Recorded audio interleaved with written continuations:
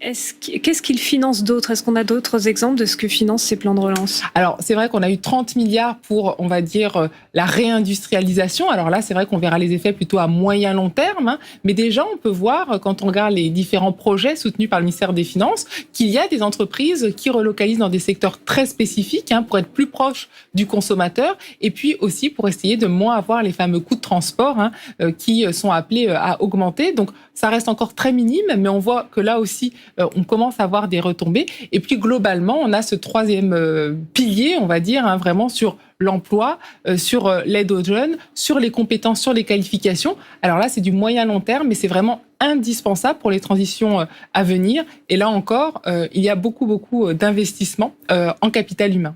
Alors, autre question, est-ce que l'investissement est productif ou est-ce qu'il n'y a pas un risque de bulle? C'est toujours la question qu'on se pose. Alors, c'est en effet la fameuse question à 1 million que tous les économistes se posent, parce qu'il n'y a jamais eu autant de liquidités actuellement, même plus que la crise de 2008. Et donc, l'idée, c'est de se dire, est-ce que toute cette liquidité va bien à l'économie réelle et va bien à l'investissement productif? Alors là, en effet, on est plus nuancé et c'est ça que, en tout cas, à mon sens, les différentes politiques publiques et économiques devront vraiment être attentives les prochains mois.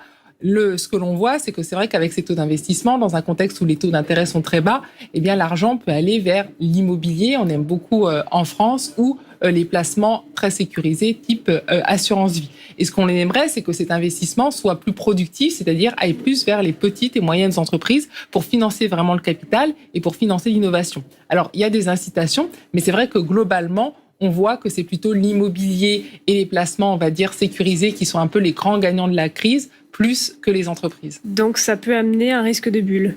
Alors, en effet, s'il n'y a pas assez d'actifs à côté, notamment dans l'immobilier, c'est vrai que c'est un actif qui est souvent sujet à avoir des bulles. On l'avait vu pendant la crise en 2010 en Espagne.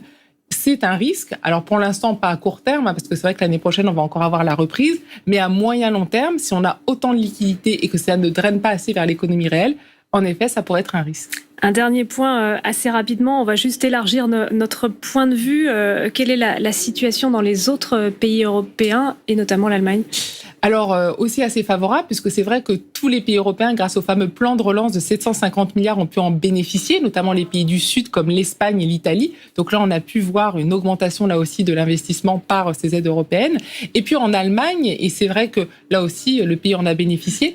Mais ce que l'on voit, c'est que depuis 10 ans, eh bien, on a un investissement productif qui est moins important, notamment dans les infrastructures, ou par exemple l'accès à Internet. Et là aussi, ce sera vraiment, à mon sens, un enjeu tout à fait essentiel pour la nouvelle coalition d'investir massivement sur ces plans-là, le capital humain, les infrastructures, pour garder un niveau de croissance très soutenu. Merci beaucoup Anne-Marie Alsif. Je rappelle que vous êtes chef économiste au cabinet de conseil et d'audit BDO. Merci encore. Merci.